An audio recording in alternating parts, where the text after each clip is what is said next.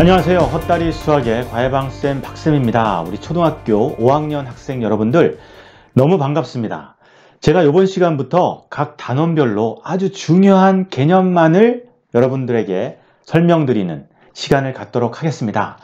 다른 쌤들은 잘 말씀해 주시지 않는 그런 중요하고도 꼭꼭 숨어있는 개념들이니까 기대 많이 해주시기 바랍니다. 이번 시간은요, 그 첫 번째 시간 자연수의 혼합계산입니다. 우리 교과서에서는 이렇게 설명하고 있죠. 더하기, 빼기가 함께 섞여 있으면 어떻게 계산한다고요? 순서대로 하세요. 곱하기, 나누기가 함께 섞여 있어도 순서대로 하세요. 곱하기, 나누기, 더하기, 빼기가 전부 섞여 있는 계산은 어떻게 하라고요? 곱하기, 나누기를 먼저 하세요. 이 모든 식에서 혹시 괄호가 있으면 괄호를 먼저 계산하세요 라고 설명하고 있죠. 이제 저와 정말 꼭 이렇게만 해야 되는지 한번 생각해 보는 시간을 갖겠습니다. 여러분, 더하기 빼기부터 7 빼기 2 더하기 3을 계산하려면 교과서에서 얘기하는 방법은 순서대로 해야 될 겁니다. 7에서 2를 빼면 5고 3을 더하겠습니다. 답은 8이네요. 그런데 7 더하기 3 빼기 2, 여러분, 저는 순서대로 하고 있지 않습니다. 심지어 3과 7을 더하고 2를 빼도 역시 8이죠. 여러분, 교과서에서 이렇게 하라 라고 설명해 주는 것은 가장 안전하게 편하게 계산하는 계산 기술을 알려주는 것이지, 사실은 빼기와 더하기의 개념을 정확히 안다면 자유자재로 우리가 편리하게 효율적으로 계산할 수 있는 겁니다. 빼기 2 더하기 3, 이런 개념만, 이런 약속만 지켜준다면 아무 상관이 없는 것이죠. 여러분, 7은요 플러스의 의미입니다. 왜냐면 이런 얘기죠.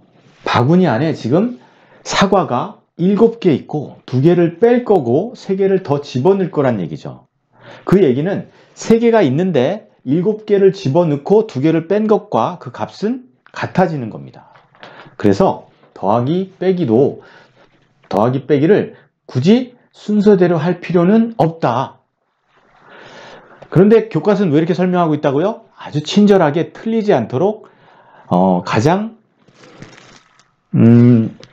실수하지 않는 방법을 알려주고 있다라고 설명할 수 있는 겁니다. 그럼 여러분, 실수할 수 있다는 건 뭘 얘기하는 거냐면 이런 거죠. 이렇게 먼저 계산한다는 거예요. 2 더하기 3. 그래서 5라고 생각하고 5를 뺀다는 거예요. 7에서. 그럼 답은 2가 되죠. 여러분, 이렇게 계산한다는 것은 더하기와 빼기의 개념을 모르고 있는 거다. 이것은 이번 단원 자연수의 혼합 계산을 잘못 배워서가 아니라 이렇게 마이너스 5라, 빼기 5라고 쓴다는 것은 여기는 2를 빼란 약속만 있지 5를 빼란 약속은 없는 거거든요. 근데 내가 2하고 3을 더했다는 것은 마치 사과 2개가 있는 상황을 상상하는 거죠. 2라는 수는 사과를 빼라는 얘기인데, 그러니까 개념을 모르니까 이렇게 계산할 뿐이다 라는 겁니다. 자, 곱하기 나누기 얘기를 드려볼게요. 8 나누기 4 곱하기 2. 순서대로 계산하면 답은 4가 됩니다. 8 나누기 4는 2고 2 곱하기 2에서 4죠. 그런데 저는 역시 순서대로 계산하지 않고 순서를 바꿔보겠습니다. 그래도 역시 답은 4가 됩니다. 왜 그런가요, 여러분? 사과 8개를 4군데로 나누면 한 군데에 2개가 있네요. 그걸 2배 합니다. 그럼 그 한 군데에 있던 게 4개가 되는 거죠. 이 얘기나 사과가 8개 있는데 먼저 2배 합니다. 그러면 16개가 되죠. 그걸 4군데로 나눠요. 그러면 한 군데는 역시 사과 4개가 있는 거죠. 같은 얘기다라는 겁니다.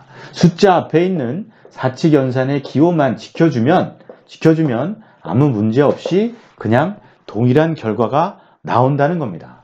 순서대로 하란 얘기는 아주 친절하게 실수할까봐 역시 알려주고 있는 것 뿐이다. 어떤 실수죠, 여러분? 4하고 2를 먼저 곱해서 8이라고 생각해서 8 나누기 8 해서 1이라고 답할까봐. 그런데 여러분, 8로 나누라는 얘기는 어디에도 없습니다. 4로 나누래잖아요. 그리고 2는 2배 하란 얘기지. 그렇죠? 이렇게 떨어뜨려서 생각한다는 것은 사칙연산을 잘못 이해하고 있는 것이다. 이번 단원을 공부를 잘못해서가 아니라. 그렇죠? 자, 이번엔 더하기, 빼기, 곱하기, 나누기가 모두 섞여 있는 경우입니다. 8 곱하기 4 빼기 2. 교과서는 8 곱하기 4를 먼저 계산해서 32네요. 35. 그래서 답은 33이 되겠죠. 그런데 저는 곱하기는 특별한 더하기입니다. 그래서 특별한 약속인 거예요. 8을 4번 더하라고. 그래서 이 8을 4번 더하라는 약속만 이행이 되면 먼저 하든 나중에 계산하든 상관이 없는 거죠. 여러분, 중학교 가시면요, 이 곱하기는 하나의 묶음이다 라고 해서 항이라는 개념으로 배웁니다. 여러분, 항아리란 뜻이죠. 항아리. 하나의 묶음, 전부 다. 그래서 이렇게 계산할 수 있다는 거예요. 3에다가 2를 뺍니다. 계산 순서를 바꾸고 있죠. 그리고 곱하기를 먼저 계산하고 있는 것이 아닙니다. 지금 8 곱하기 4. 역시 답은 33이 되겠죠. 1 더하기 32가 될 테니까요. 그렇죠? 그런데 교과서는 왜 곱하기를 또 먼저 계산하라고 알려주고 있느냐?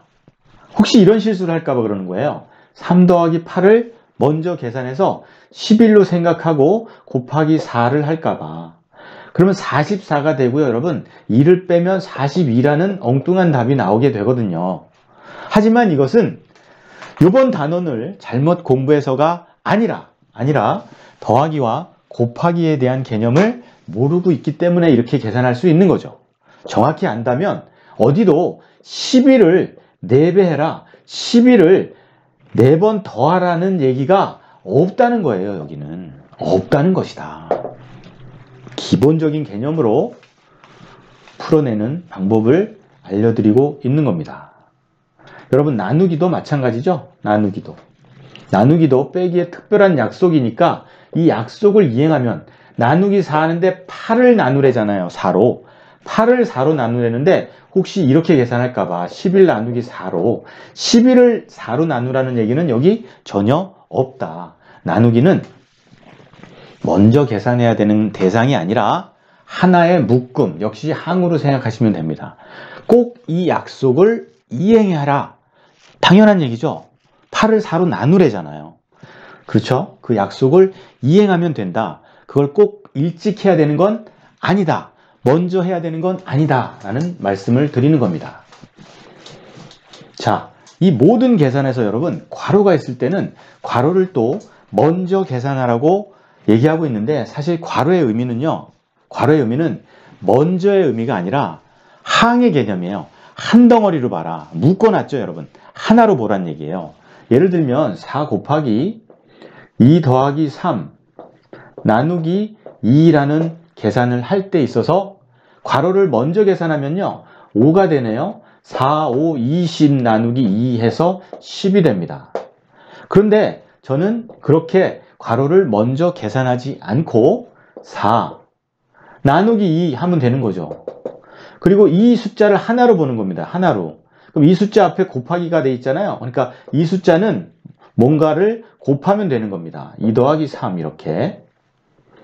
자, 그러면 2가 되고 곱하기 2 더하기 3이라고 쓰면 역시 답은 10이 됩니다. 그렇죠? 이게 5니까 이게 5가 돼서 2 곱하기 5 하면 10이 돼요. 그런데 지금 괄호를 나중에 계산한 거죠? 저는 괄호를 먼저 계산하거나 나중에 계산하지 않은 채 그냥 괄호의 의미만으로 풀어낼 수도 있습니다. 무슨 말씀이냐면 이 괄호는 전부 다의 의미니까 2와 3을 함께 라는 얘기죠. 2와 3. 그래서 5라고 얘기할 수도 있지만 이 수를 2배 하라는 얘기입니다. 여러분. 맞습니까? 이 수를 2배 해라. 그 얘기는 2도 2배 하고 3도 2배 하라는 얘기예요. 그래서 2도 2배 하고 더합니다. 3도 2배 하겠다. 이런 의미죠. 그래서 답은 역시 2는 4 더하기 2, 3은 6 해서 10이 나오는 거죠. 저는 괄호를 절대 먼저 푼 적도 괄호 안을 계산한 적도 없습니다. 여러분. 그저 괄호의 의미 그대로 풀어놨을 뿐이죠. 자, 여러분. 우리 교과서는 여러분들이 실수하실까봐 아주 안전한 계산 기술을 알려주고 있는 겁니다. 친절한 교과서 감사합니다. 하지만 우리가 작은 개념만으로 풀어낼 수 있도록 스스로 이렇게도 해보고 저렇게도 해보는 과정에서 사고력을 키워가는 것이 수학 공부이기 때문에 우리는 깊이 있는 개념으로 그 개념만으로 푸는 방법도 당연히 알고 있어야 된다고 생각합니다.